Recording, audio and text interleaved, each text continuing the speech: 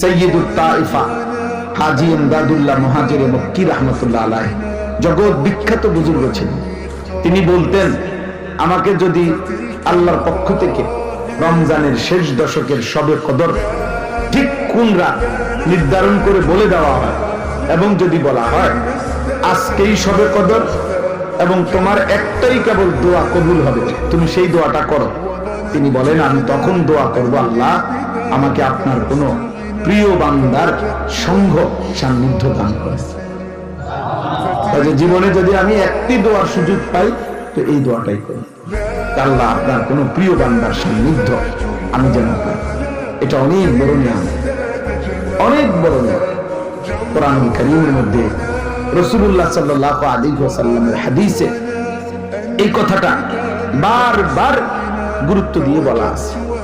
উত্তম সঙ্গী মন্দ সঙ্গী দুইটা কথাই এখানে আছে, কোরআনুল কারীমের মধ্যে আছে। উত্তম সঙ্গীর বরকতে মানুষ জান্নাতি হবে, মন্দ সঙ্গীর কারণে জাহান্নামী।